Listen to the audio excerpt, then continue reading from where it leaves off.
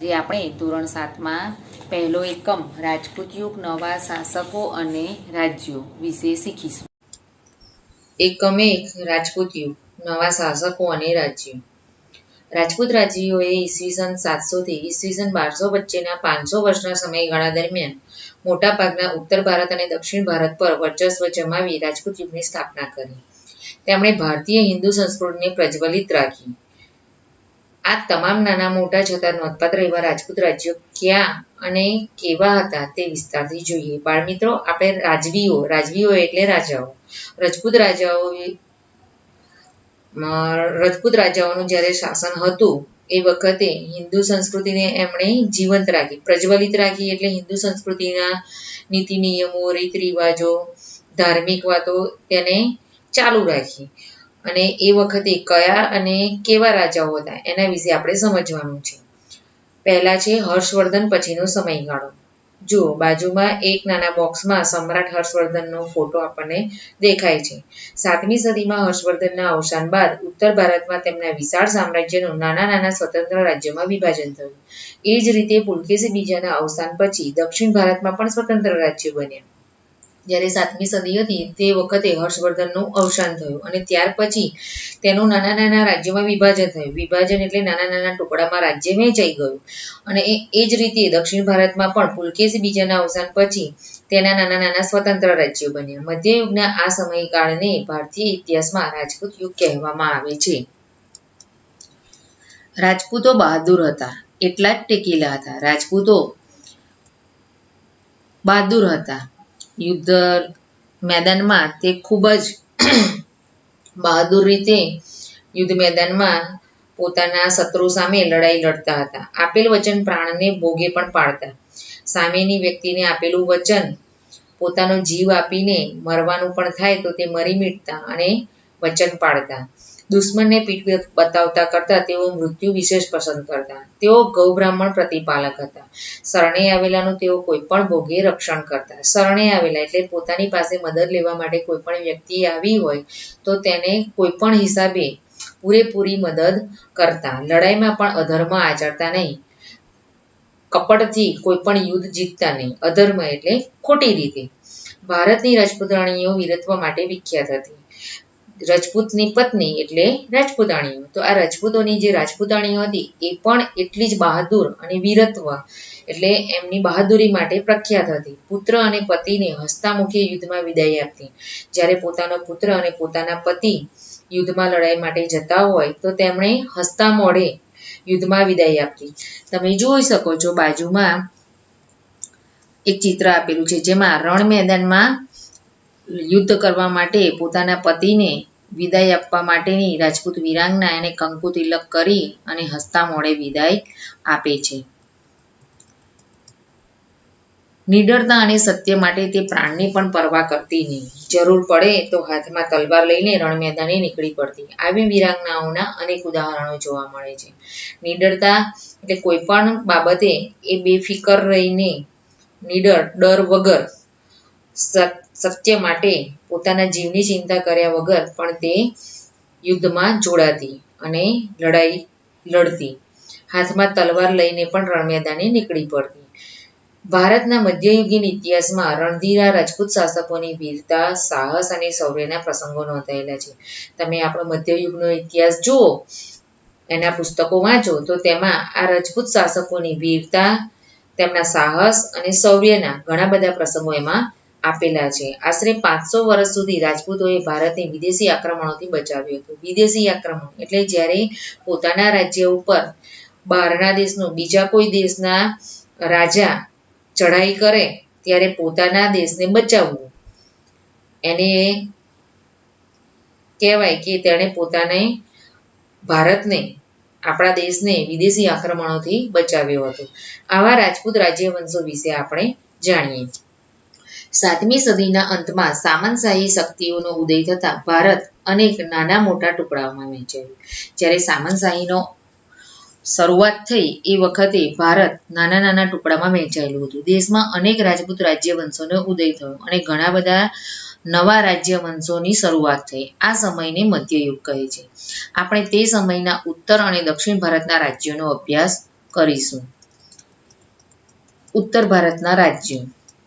ગુર્જર પ્રતિહાર સામ્રાજ્યના પતન બાદ કનોજનું ગઢવાલ રાજ્ય, બુંદેલખંડ, જેજાક ભુક્તિના ચંદેલો, માળવાનું પરમાર રાજ્ય, અણહિલવાલનું ચૌલુક્ય, સોલંકી રાજ્ય, દાહલનું ચેદી રાજ્ય, શાકંભરીનું ચૌહાણ રાજ્ય, દક્ષિણ રાજસ્થાનનું ગોહિલ રાજ્ય સ્થાપિત થયા. જ્યારે ગુર્જર સામ્રાજ્યનું પતન એટલે નાશ થયો ત્યાર પછી આ બધા રાજ્યોની સ્થાપના થઈ. ગઢવાલ રાજ્યનો સ્થાપક ચંદ્રદેવ હતો.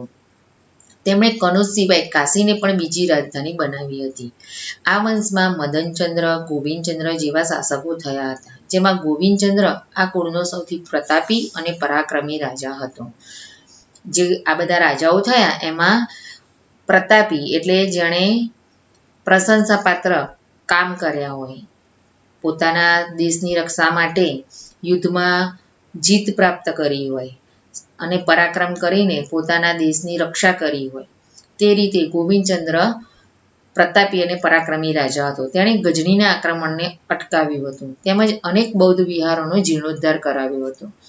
ઉત્તર ભારતના અન્ય શાસકોમાં બુંદેલખંડના ચંદેલોનો સમાવેશ થાય છે. આ સિવાય ઉત્તર ભારતના બીજા જે રાજાઓ હતા એમાં ચંદેલોનો પણ સમાવેશ થાય છે. બુંદેલખંડ પ્રદેશનું ચંદેલોનું આ રાજ્ય પાછળથી જેજાક ભુક્તિના નામથી ઓળખાયું છે. બુંદેલખંડ હતું તે પાછળથી જેજાક ભુક્તિના નામથી ઓળખાયું હતું. આ રાજ્યમાં યશોવર્મા, કીર્તિવર્મા, પરમહૃદેવ એટલે કે પરમાલ જેવા મહાન શાસકો થઈ ગયા. ભારતના ઇતિહાસમાં ચંદેલ વંશનું ઘણું મહત્વ છે. ખજુરાહો, કાલિંજર અને મહોબા ચંદેલોના મુખ્ય નગરો હતા. ખજુરાહો તેના ભવ્ય મંદિરોને લઈને તીર્થસ્થાન તરીકે પ્રખ્યાત થયું હતું. અત્યારે ખજુરાહો ભારતમાં પ્રવાસ સ્થળ તરીકે વિકસેલું છે. ચંદેલોએ બુંદેલખંડમાં મહાન ધાર્મિક મકાનો અને જળાશયો બંધાવીને સુશોભિત બનાવ્યું હતું. આ સિવાય તેમણે બુંદેલખંડમાં ધાર્મિક મકાનો અને જળાશયો બંધાવ્યા અને બુંદેલખંડને સુશોભન કર્યું. માળવાનો પ્રદેશ પ્રાચીન કાળથી અવંતી અથવા ઉજ્જૈનીના રાજ્ય તરીકે જાણીતો છે. જે માળવાનો પ્રદેશ હતો તે પ્રાચીન કાળ એટલે જૂના સમયથી અવંતી અથવા ઉજ્જૈનના નામથી જાણીતો છે. ઈસવીસન 820માં કૃષ્ણરાજે પરમાર વંશની સ્થાપના કરી. પરમાર વંશમાં સિયક, મુંજ, ભોજ જેવા મહાન શાસકો થયા હતા. પરમાર વંશ જે નવી શરૂઆત થઈ, આપણે આગળ જોયું કે જુદા જુદા વંશના રાજ્યોની શરૂઆત થઈ, તો તેમાં પરમાર વંશની સ્થાપના થઈ અને પરમાર વંશમાં સિયક, મુંજ, ભોજ જેવા મહાન શાસકો થઈ ગયા. બાજુમાં તમે જો રાજા ભોજનો ફોટો આપેલો છે. ભોજ પરમાર વંશનો સૌથી શ્રેષ્ઠ રાજા હતો. તેની ખ્યાતિ ભારતના એક આદર્શ લોકપ્રિય રાજા તરીકેની હતી. રાજા ભોજે ધારાનગરીમાં એક મહાશાળાની સ્થાપના કરી હતી. રાજા ભોજે પોતાની ધારાનગરીમાં એક સરસ મહાશાળાની સ્થાપના કરી. ફરતી ટેકરીઓની વચમાં સુંદર નગર ભોજપુર, જે હાલનું ભોપાલ નામનું નગર વસાવ્યું. ચૌહાણ કે ચાહમાન વંશના અનેક રાજપૂત સરદારો ગુજરાત અને રાજસ્થાનના વિવિધ ભાગોમાં રાજ્ય કરતા હતા. એમાંની એક શાખા 8મી સદીમાં સાંભર સરોવર નજીક શાકંભરી એટલે કે અજમેરની ઉત્તરે આવેલ સાંભર નામના સ્થળે રાજ્ય કરતી હતી. શાકંભરીના ચાહમાન એટલે ચૌહાણ વંશ નો સ્થાપક વાસુદેવ હતો. રાજા ભોજ પરમાર વંશના હતા અને ત્યારબાદ શાકંભરીમાં વાસુદેવા હતા. 12મી સદીના આરંભમાં અજયરાજ શાકંભરીની ગાદી ઉપર બેઠો હતો. 12મી સદીની શરૂઆતમાં અજયરાજ શાકંભરી રાજા બન્યો. તેણે અજયમેરુ નામના નગરની સ્થાપના કરી, જે પાછળથી અજમેર નામે ઓળખાયું, જે અત્યારે પણ અજમેરના નામે ઓળખાય છે. ગુજરાતના સોલંકી રાજા સિદ્ધરાજ જયસિંહની રાજકુંવરીના લગ્ન ચૌહાણ વંશના અર્ણોરાજ સાથે થયેલા. જે સિદ્ધરાજ જયસિંહ હતા તેમની રાજકુંવરી, તેમની પુત્રીના લગ્ન આ ચૌહાણ વંશના અર્ણોરાજ સાથે થયા. તેનો પુત્ર સોમેશ્વર ચૌહાણ ગાદીએ આવ્યો. લગ્ન થયા પછી તેનો પુત્ર સોમેશ્વર ચૌહાણ રાજા બન્યો. તેના પછી તેનો પુત્ર પૃથ્વીરાજ ત્રીજો ગાદીએ આવ્યો હતો. આ પૃથ્વીરાજ ત્રીજો ભારતના ઇતિહાસમાં અદ્વિતીય સ્થાન ધરાવે છે. જે પૃથ્વીરાજ ત્રીજો રાજા બન્યો, જે ચૌહાણ વંશમાં ખૂબ જ અગત્યનું સ્થાન ધરાવે છે. ઈસવીસન 1191માં થાણેશ્વર અને કરનાલ વચ્ચે આવેલા તરાઈના મેદાનમાં સિંહબહાદુર ગોરીને પૃથ્વીરાજ ચૌહાણે સજ્જડ હાર આપી હતી.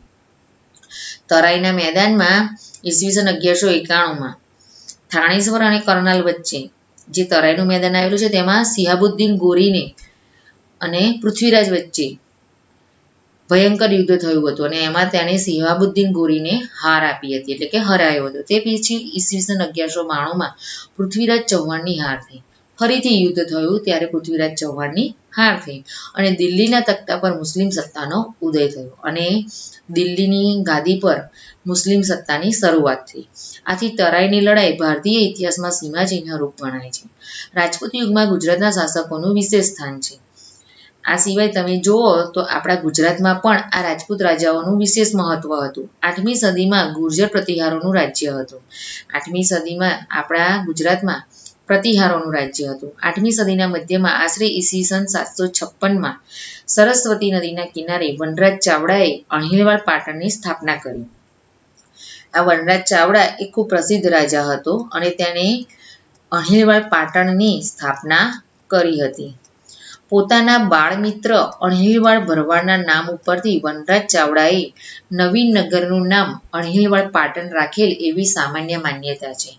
ઇતિહાસકારોના શોધખોળ અને પુસ્તકોના આધારે, જે જૂના પુસ્તકો મળી આવ્યા હોય કે લેખ મળી આવ્યા હોય એના આધારે એવી માન્યતા છે કે વનરાજનો એક બાળમિત્ર હતો જેનું નામ હતું અણહિલ. અણહિલ ભરવાડના નામ ઉપરથી તેણે આ નગરનું નામ અણહિલવાડ પાટણ રાખ્યું એવી માન્યતા છે. આ સમયે ગુજરાતમાં સૌરાષ્ટ્ર અને કચ્છમાં ચાવડા વંશના શાસકો હતા. જુઓ, નીચે એક સરસ ચિત્ર આપેલું છે જેમાં વનરાજ જ્યારે રાજા બન્યો એ વખતનો પ્રસંગ અહીંયા આપેલો છે. વનરાજનો રાજ્યાભિષેક, અણહિલવાડ પાટણની સ્થાપના. તેમણે અણહિલવાડ પાટણની સ્થાપના કરી અને ત્યારબાદ તે જ્યારે ગાદીએ બેસે છે ત્યારે તેમને રાજા તરીકેનો રાજ્યાભિષેક થાય છે. એ વખતે આ રીતનું વિધિ કરવામાં આવે છે અને કંકુ તિલક કરી તે પોતાની ગાદી સ્વીકારે છે. જેમાં વઢવાણ, દીવ, ઓખામંડળ, પાટગઢ એટલે કે લખપત, ભદ્રાવતી, કચ્છ વગેરેનો સમાવેશ થાય છે. આ બધા શાસકોમાં સોલંકીઓના શાસનકાળને ગુજરાતના રાજપૂત શાસનનો સુવર્ણ યુગ કહેવામાં આવે છે. જ્યારે ગુજરાતમાં સોલંકી રાજાઓ હતા, સોલંકી વંશના રાજાઓ રાજ કરતા હતા, એ શાસનકાળને ગુજરાત રાજપૂત શાસનનો સુવર્ણ યુગ કહેવામાં આવે છે. સુવર્ણ યુગ એટલે એ વખતે ગુજરાતમાં ખૂબ જ સારી સ્થિતિ હતી. આર્થિક રીતે, સામાજિક રીતે, ધાર્મિક રીતે ગુજરાતના લોકો સુખી સંપન્ન હતા. તેમને કોઈ મુશ્કેલીઓ ન હતી. આ વંશમાં મૂળરાજ ભીમદેવ પ્રથમ, સિદ્ધરાજ જયસિંહ, કુમારપાળ ભીમદેવ બીજો વગેરે શક્તિશાળી શાસકો થઈ ગયા.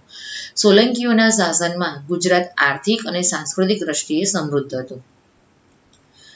જૂનાગઢના શાસક રાખેંગારની દીકરી ઉદયમતીના લગ્ન ભીમદેવ પ્રથમ સોલંકી સાથે થયા હતા. અહીંયા ભીમદેવ નામના બે રાજાઓ છે. એટલે પહેલો રાજા એ પ્રથમ અને એના પછીનો ભીમદેવ જે રાજા બન્યો એની આગળ બીજા એવો શબ્દ લખાય છે, જેથી આપણને તેનો પરિચય થાય. રાણી ઉદયમતીએ પાટણમાં વિશ્વ પ્રસિદ્ધ વાવ બનાવી હતી. રાણી ઉદયમતીએ જે ભીમદેવ પ્રથમ સાથે તેમના લગ્ન થયા એ રાજાના પત્ની એટલે કે રાણી ઉદયમતીએ પાટણમાં વિશ્વ પ્રસિદ્ધ વાવ બનાવી જે રાણીની વાવ તરીકે ઓળખાય છે. આજે આ રાણીની વાવને યુનેસ્કો વર્લ્ડ હેરિટેજ સાઇટનો દરજ્જો મળેલો છે અને જે અત્યારે વિશ્વ પ્રસિદ્ધ જોવાલાયક સ્થળ તરીકે એને યુનેસ્કો વર્લ્ડ હેરિટેજ સાઇટનો માન એ સ્થળને મળેલું છે. સિદ્ધરાજ જયસિંહના માતા મિનળ દેવી, એમનું નામ છે મયણલ દેવી આદર્શ રાજમાતા હતા. તેમણે પ્રજાને ન્યાય આપવા અનેક કામ કર્યા હતા.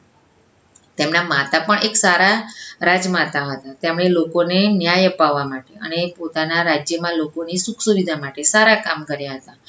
સોમનાથનો યાત્રાવેળો બંધ કરાવવામાં, ધોળકામાં મલાવ તળાવના બાંધકામમાં તેમનો જ નિર્ણય હતો. પહેલાંના જમાનામાં જ્યારે કોઈ પણ યાત્રા સ્થળે આપણે દર્શન કરવા માટે યાત્રાળુઓ જતા ત્યારે અમુક પ્રકારનો વેરો લેવામાં આવતો. તે વેરો બંધ કરાવવામાં પણ તેમનો જ ફાળો હતો. ધોળકામાં જે મલાવ તળાવ બંધાયું તે પણ તેમણે જ નિર્ણય હતો અને તેનું બાંધકામ શરૂ થયું અને તળાવ બન્યું. સિદ્ધરાજ જયસિંહે કલ્લિકાલ સર્વજ્ઞ હેમચંદ્રાચાર્યજી પાસે સિદ્ધ હેમ શબ્દાનુશાસન નામના સમૃદ્ધ ગ્રંથની રચના કરાવી હતી. સિદ્ધરાજ જયસિંહ નામના રાજાએ હેમચંદ્રાચાર્યજી જે હોશિયાર ગુરુ હતા. તેમની પાસે કલિકાલ સર્વજ્ઞ અને સિદ્ધહેમ શબ્દાનું શાસન નામના ગ્રંથની રચના કરાવી અને આ ગ્રંથની નગરમાં હાથી ઉપર શોભાયાત્રા કાઢી હતી. આપણે જોઈએ છીએ જ્યારે ભગવાનની જેમ આખા નગરમાં શોભાયાત્રા નીકળે છે તેવી જ રીતે એ જ વખતે એ સમયે સિદ્ધરાજ જયસિંહ આ ગ્રંથ બનાવી અને તેની હાથી ઉપર અંબાણી હાથી ઉપર જે બેસવા માટેનું આસન હોય તેને સરસ રીતે સુશોભિત કરી તેના ઉપર આ ગ્રંથ મૂકી અને તેની આખા નગરમાં શોભાયાત્રા કાઢી હતી. ત્યારે પાટણનો રાજા આમ પ્રજાની સાથે ચાલ્યો હતો અને પોતે નગરના લોકો જેમ શોભાયાત્રામાં ચાલતા હતા તેમ તેમની સાથે તે પણ પગપાળા આ શોભાયાત્રામાં ચાલ્યો હતો. કુમારપાળ પણ પ્રજા કલ્યાણી શાસક હતો અને આચાર્ય હેમચંદ્રાચાર્યનો તેના ઉપર ઘણો પ્રભાવ હતો. તેમની પ્રેરણાથી રાજા કુમારપાળે રાજ્યમાં જુગારની રમત પશુવધ પર પ્રતિબંધ મૂક્યો હતો. પશુવધ એટલે પશુઓને મારી નાખવામાં આવતા તેની ઉપર નિયમ બનાવ્યો કે હવે કોઈએ પ્રાણીઓને ખોટી રીતે મારવા નહીં, તેમની હત્યા કરવી નહીં અને અહિંસાના પાલન માટે કડક આજ્ઞાઓ કરી હતી. કુમારપાળ ચરિત્ર ગ્રંથ લખીને હેમચંદ્રાચાર્યજીએ આ રાજાની પ્રતિષ્ઠામાં વધારો કરેલ છે. કુમારપાળ બાદ અજયપાળ પાટણની ગાદીએ આવ્યો હતો. કુમારપાળનું અવસાન થયું ત્યાર પછી અજયપાળ પાટણની ગાદી આવી એટલે કે એ રાજા બન્યો. લગભગ 4 વર્ષના શાસન બાદ તેનું અવસાન થતાં ગુજરાતી રાજગાદી ઉપર તેનો પુત્ર મૂળરાજ બીજો આવ્યો. તેના પછી તેનો પુત્ર રાજા બન્યો મૂળરાજ બીજો. ઈસવીસન 1178ની આસપાસ સિહાબુદ્દીન ગોરીએ ગુજરાત પર આક્રમણ કરેલ ત્યારે મૂળરાજ બીજાએ નાની ઉંમરે તેનો સામનો કરી તેને હરાવ્યો હતો. જ્યારે આપણા ગુજરાત ઉપર સિહાબુદ્દીન ગોરીએ આક્રમણ કર્યું, ચઢાઈ કરી, ત્યારે આ મૂળરાજ બીજો જે રાજા બન્યો હતો એ વખતે તેની બહુ નાની ઉંમર હતી, છતાં પણ તેણે શાહબુદ્દીન ગોરીની સામે યુદ્ધમાં લડાઈ કરી અને તેને હરાવ્યો. આ લડાઈમાં નાડોલના ચાહમાન રાજા કિલ્હણે તથા તેના ભાઈ કીર્તિપાલે તેને મદદ કરી હતી. સોલંકી શાસકોની સત્તા નબળી પડતા ગુજરાતની ગાદી પર વાઘેલા વંશનું શાસન આવ્યું. હવે ધીમે ધીમે સોલંકી શાસકોના જે રાજાઓ હતા તેમની સત્તા નબળી પડી એટલે તેમનો અંત થયો અને ત્યાર પછી વાઘેલા વંશનું શાસન શરૂ થયું. વાઘેલાઓ સોલંકીઓના વફાદાર સરદાર હતા. આ જે વાઘેલાઓ હતા એ સોલંકી રાજાઓના વફાદાર સરદાર હતા. તેમની સેવાના બદલામાં સોલંકીઓએ વ્યાઘ્રપલ્લી એટલે કે વાઘેલ ગામ અર્ણોરાજને આપ્યું હતું. સોલંકી રાજાઓ હતા એ વખતે તેમની વફાદારીના કારણે આ સરદારને એક ગામ આપ્યું હતું. વ્યાઘ્રપલ્લી ગામ અર્ણોરાજને આપ્યું હતું, જે ગામના નામ ઉપરથી તેમના વંશજો વાઘેલા કહેવાય. વાઘેલ ગામના નામ ઉપરથી ધીમે ધીમે તેમના વંશજોનું શાસન આવ્યું એટલે એ વાઘેલા કહેવાય. આમ તો તેઓ પણ મૂળ ચાલુક્ય જાતિના હતા. વાઘેલા વંશમાં વીર ધવલ, વિસળદેવ, અર્જુનદેવ, સારંગદેવ જેવા શાસકોએ ગુજરાતનું શાસન સારી રીતે ચલાવ્યું હતું. ત્યાર પછી જુદી જુદા રાજાઓ બન્યા, વીર ધવલ, વિસળદેવ, અર્જુનદેવ, સારંગદેવ અને આ બધાએ સારી રીતે શાસન કર્યું. વીર ધવલના શાસનકાળમાં ગુજરાતને વસ્તુપાલ અને તેજપાલ જેવા સમર્થ મંત્રીઓ મળ્યા હતા. જ્યારે વીર ધવલ રાજા બન્યો તે વખતે ગુજરાતમાં વસ્તુપાલ અને તેજપાલ સમર્થ મંત્રી એટલે પોતાના કાર્યમાં કુશળ અને હોશિયાર હતા એવા સારા મંત્રીઓ તેમને મળ્યા હતા. આ મંત્રીઓની કુનેહના કારણે ગુજરાત મુસ્લિમના આક્રમણોથી બચ્યું હતું અને તે વખતે મુસ્લિમોનું જે આક્રમણ ગુજરાત પર થતું હતું તેમાંથી આપણને મદદ મળી હતી અને આપણે ગુજરાતને બચાવી શક્યા હતા. વાઘેલા વંશના છેલ્લા શાસક કર્ણદેવ વાઘેલાના સમયમાં ઈસવીસન 1304ની આસપાસ ગુજરાતમાં દિલ્હી સલ્તનતની સ્થાપના થઈ. જ્યારે વાઘેલા વંશનો છેલ્લો શાસક કર્ણદેવ રાજા બન્યો તે વખતે ઈસવીસન 1304ની આજુબાજુના સમયગાળામાં ગુજરાતમાં દિલ્હી શાસન એટલે કે મુસલમાનોની સ્થાપનાની શરૂઆત થઈ.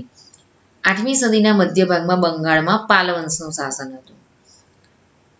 હવે બંગાળની વાત છે. જ્યારે બંગાળમાં 8મી સદીનો સમયગાળો હતો મધ્ય ભાગ, તે વખતે પાલ વંશનું શાસન હતું. આ વંશના સ્થાપક અને તેના વંશજોના નામોમાં પાલ શબ્દ પાછળના ભાગમાં આવતો હોવાથી આ વંશને બંગાળનો પાલ વંશ કહેવામાં આવે છે. તેમના નામની પાછળ પાલ એવું આવે છે, એવું બોલાય છે એટલે તેને બંગાળનો પાલ વંશ કહેવામાં આવે છે. આ વંશનો સ્થાપક ગોપાલ, જેણે ઈસવીસન 750થી 770 સુધી રાજા રહ્યો, નામનો રાજવી હતો. પાલ વંશના પતન બાદ ઈસવીસન પાલ વંશના પતન બાદ ઈસવીસન 1095માં સેન વંશની સ્થાપના થઈ હતી. પાલ વંશનો અંત આવ્યો ત્યાર પછી સેન વંશની સ્થાપના થઈ. આ વંશમાં વિજયસેન પ્રથમ નોંધપાત્ર રાજા હતો. સેન વંશમાં વિજયસેન નામનો પ્રથમ રાજા બન્યો. તેના પુત્ર બલ્લાલ સેને દાનસાગર અને અદ્ભુત સાગર નામના ગ્રંથો રચ્યા હતા. કર્ણદેવ વાઘેલા પાસેથી ગુજરાત જીતી લીધા પછી દિલ્હીના સુલતાન નાજીમો એટલે કે સુબાની નિમણૂક કરતા. કર્ણદેવ વાઘેલા પાસે ગુજરાત જીતી લીધું અને દિલ્હીના સુલતાન સુબાની નિમણૂક કરતા એટલે તેમની વહીવટ માટે તેમની પસંદગી કરતા. તે દ્વારા રાજ્યનો વહીવટ થતો હતો અને એ સુબા દ્વારા આખા રાજ્યનો વહીવટ થતો હતો. ઈસવીસન 1407માં જફર ખાન મુઝફ્ફર શાહ નામ ધારણ કરીને સુલતાન બન્યો અને જે સુબા તરીકે નિમણૂક થતી તેમાંનો જ એક સુબો જફર ખાન મુઝફ્ફર શાહ નામ ધારણ કરીને સુલતાન બન્યો એટલે કે રાજા બન્યો. આ વંશમાં 14 સુલતાનો થઈ ગયા, જેમાં અહમદ શાહ, મહમૂદ બેગડો, બહાદુર શાહ જેવા સુલતાનોનો સમાવેશ થાય છે. 17મી સદીમાં ગુજરાતમાં મુગલ શાસનની શરૂઆત થતાં સલ્તનત કાળ પૂરો થયો હતો અને 17મી સદીમાં જ્યારે ગુજરાતમાં મુગલ શાસનની શરૂઆત થતાં સલ્તનત કાળ પૂરો થયો.